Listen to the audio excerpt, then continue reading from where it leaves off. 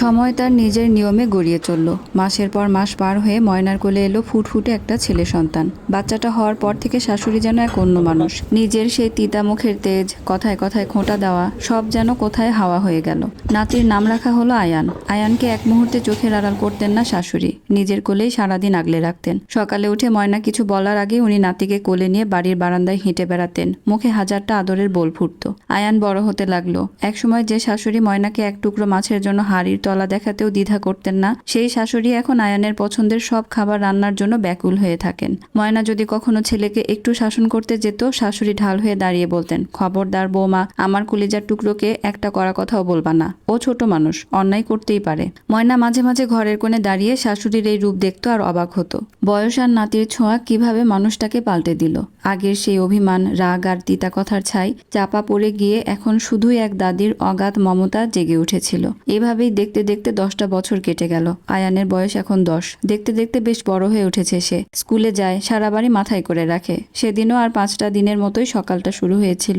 আয়ান স্কুলে যাওয়ার জন্য তৈরি হচ্ছিল, আর শাশুড়ি রান্নাঘরের পাশে বসে নাতির টিফিনের জন্য পরোটা বানিয়ে দেওয়ার তাগিদ দিচ্ছিলেন। হুট করেই উনি বললেন, আমার মাথাটা কেমন যেন লাগছে বৌমা। ময়না কড়াইয়ের কাছ থেকে ঘুরে দাঁড়ানোর আগেই শাশুড়ি মা এক পাশে ঢলে পড়লেন। ময়নার হাত থেকে খুন্তিটা পড়ে গেল। সে চিৎকার করে ছুটে এসে শাশুড়িকে ধরলো। কি হয়েছে মা আপনার? পাশে থাকা আয়ান ভয় পেয়ে কেঁদে উঠল। দাদু, কথা বলছো না কেন? কি হয়েছে তোমার? রাকিব খবর পেয়ে অফিসে যাওয়ার পর থেকেই ছুটে এলো।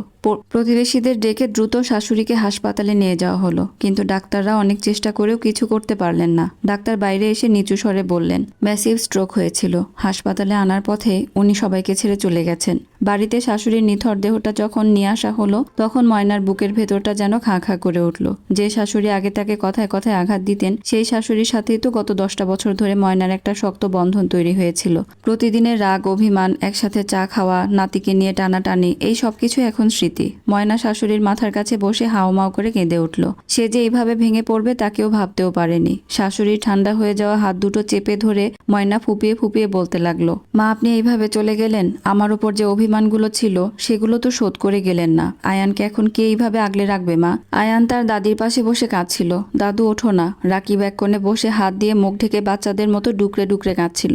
যে মা তাকে সব থেকে বেশি ভালোবাসতেন, সেই মায়ের ছায়া চিরতরে মাথার ওপর থেকে সরে গেল। পুরো বাড়িটা আজ শুধু কান্নার রোল। প্রতিবেশীরা ময়নাকে শান্ত করার চেষ্টা করছিল, কিন্তু ময়নার কান্না যেন কিছুতেই থামছিল না। জীবনের এই দীর্ঘ পথ চলায় শাশুড়ি শুধু শাসনের মানুষ ছিলেন না, সংসারের প্রধান কাণ্ডারিও ছিলেন। তিতা মিষ্টি নানা অভিজ্ঞতা দিয়ে এই মানুষটাই ময়নাকে জীবনের আসল লড়াই আর সংসার সামলানো শিখিয়েছিলেন। শাশুড়ি চলে যাওয়ার পর দেখতে দেখতে অনেকটা সময় পার হয়ে গেল। দিনগুলো আবার নিজের নিয়মে চলতে শুরু করলো। তবে ঘরটার ভেতরের চিত্রটা আস্তে আস্তে বদলে গেল। একসময় শাশুড়ি যেভাবে পুরো সংসারটা নিজের হাতের মুঠোয় ধরে রাখতেন, রান্নাঘরের হাঁড়ি পাতিল থেকে শুরু করে কার কখন কি লাগবে সব খেয়াল রাখতেন, সেই জায়গায় কখন যেন ময়না নিজে এসে দাঁড়িয়ে গেল। সংসারের চাল ডাল কেনা, রাকিবের কাপড়ের যত্ন নেওয়া, আয়ানের পড়ালেখার তদারকি, সবকিছুর মূল কাণ্ডারি এখন ময়না। ঘরের সবাই ময়নার কথা শুনে চলতো। রান্নাঘরে ময়না যা রাঁধত সবাই সেটাই তৃপ্তি করে খেত। কেউ কখনো টু শব্দ করার সাহস পেত না, কারণ ময়নার গৃহিণীপনায় কোনো ঘাটতি ছিল না। এভাবেই জীবন নিজের গতিতে বইতে বইতে আরো 15টা বছর কেটে গেল। আয়ান এখন 25 বছরের এক সুঠাম পুরুষ, নিজের পায়ে দাঁড়িয়েছে, চাকরি করছে। দেখতে দেখতে আয়ানের বিয়ের দিনক্ষণ ঠিক হলো। বেশ ধুমধাম করে আয়োজন করা হলো বিয়ের। প্রতিবেশীদের নিমন্ত্রণ করা, নতুন শাড়ি কেনা, বরযাত্রীর আয়োজন, সব ময়না নিজে দাঁড়িয়ে থেকে সামলালো। বিয়ের দিন যখন ফুটফুটে নতুন বউ ঘরে এলো, পুরো বাড়িতে একটা আনন্দের সাড়া পড়ে গেল। ময়না নিজ হাতে বউকে ঘরে তুললো, মিষ্টি মুখ করালো। কিন্তু বিয়ের পর প্রথম কটা দিন পার হতেই ময়নার মনের ভেতর এক অদ্ভুত অস্বস্তি শুরু হলো। একদিন সন্ধ্যায় ময়না বারান্দায় দাঁড়িয়েছিল, দেখলো আয়ান ঘর থেকে বের হয়ে বউয়ের সাথে নিচু স্বরে হেসে হেসে কথা বলছে। দুজনে মিলে কি একটা নিয়ে যেন খুব হাসাহাসি করছে। দৃশ্যটা দেখে হঠাৎ করেই ময়নার বুকের ভেতরটা কেমন যেন খামচে ধরলো। তার মনে হলো, যে আয়ান এতদিন সারাদিন মামা করে তার পেছনে ঘুরঘুর করতো, যে ছেলে রাতে না খেয়ে ঘুমাতো না, সেই ছেলে এখন পুরোপুরি অন্য একটা মানুষের হয়ে গেছে। বউয়ের সাথে ছেলে একটু বেশি সময় কাটালেই বা একান্তে কথা বললেই ময়নার মনে হতো, এই মেয়েটা বুঝি তার কোল থেকে তার ছেলেকে কেড়ে নিয়ে যাচ্ছে। শুধু তাই নয়, এত বছর ধরে রান্নাঘরটা ছিল ময়নার এক ছত্র রাজত্ব। সে যেভাবে যা রাঁধতো সেটাই হতো। কিন্তু নতুন বউ এসে একদিন সকালে হেসে বলল, মা, আপনি আজ বিশ্রাম নিন, আমি আর আয়ান মিলে দুপুরে রান্নাটা করি। ময়না মুখে কিছু বলতে পারলো না, কিন্তু নতুন বউ যখন নিজের পছন্দ মতো মশলা দিয়ে রান্না বসালো, ময়নার খালি মনে হতে লাগলো তার ক্ষমতা ক্ষমতাটা বোধহয় হাতছাড়া হয়ে যাচ্ছে। এতদিন তাকে ছাড়া যে সংসারের এক পাও চলার উপায় ছিল না, সেখানে তাকে ছাড়াও তো রান্না হচ্ছে, কাজ হচ্ছে। দুপুরে টেবিলে বসে যখন সবাই বউয়ের রান্নার প্রশংসা করছিল, ময়না চুপচাপ নিজের থালায় ভাত নাড়ছিল। তার মনে হচ্ছিল এই বাড়িটা বুঝি আর আগের মতো আর তার নেই। সে যেন নিজেরই বানানো সংসারে আস্তে আস্তে পর হয়ে যাচ্ছে। রান্না না করার স্বস্তি পাওয়ার বদলে তার মনে হচ্ছিল একটা খালি খালি ভাব। রাতে সবার খাওয়া দাওয়া শেষ হলে ময়না নিজের ঘরে গিয়ে চুপচাপ খাটের কোণে বসে রইল। তার চোখ দুটি ছলছল করছিল। রাকিব ঘরে ঢুকে ময়নার এই চুপচাপ ভাবটা অনেকক্ষণ লক্ষ্য করলো। সে এত বছর ধরে ময়নাকে চেনে, তার মনের প্রতিটা ওঠানামা বুঝতে পারে। রাকিব এগিয়ে এসে ময়নার পাশে বসলো। তারপর ময়নার হাত ধরে শান্ত গলায় বলল, চলো একটু বারান্দায় গিয়ে বসি। ময়না কোনো কথা না বলে রাকিবের সাথে বারান্দায় এসে দাঁড়ালো। রাকিব ময়নার দিকে তাকিয়ে আলতো করে হাসলো। তারপর খুব শান্ত গলায় বলল, কি ময়না, এবার বুঝলে তো শাশুড়ি আর বউয়ের ভেতরের আসল মানসিক টানাপোড়নটা কি?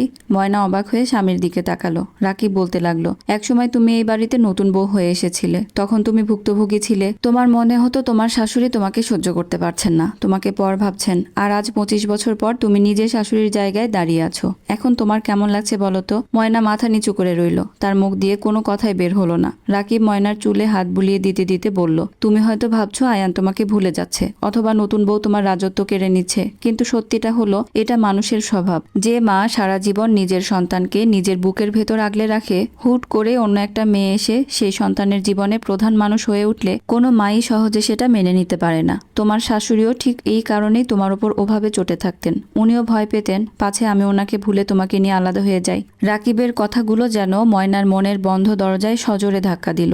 এত বছর ধরে যে শাশুড়িকে সে শুধুই পাষাণ বা তিতামুখের মানুষ বলে ভেবে এসেছে, আজ নিজে সেই জায়গায় দাঁড়িয়ে সে বুঝতে পারল ওনার ভেতরের সেই ভয় আর নিরাপত্তাহীনতার কথা। রাকিব ময়নার কাঁধে হাত রেখে বলল, তবে ময়না, তোমার শাশুড়ি যে ভুলটা করেছিলেন তুমি সেই ভুল করো না। শাশুড়ি আর বউয়ের এই চিরন্তন শত্রুতা থেকে বাঁচার একমাত্র উপায় হলো ছেলের বউকে পর না ভেবে নিজের মেয়ে মনে করা। তাকে আস্তে আস্তে সংসারটা শিখিয়ে দাও, গুছিয়ে নিতে দাও। তুমি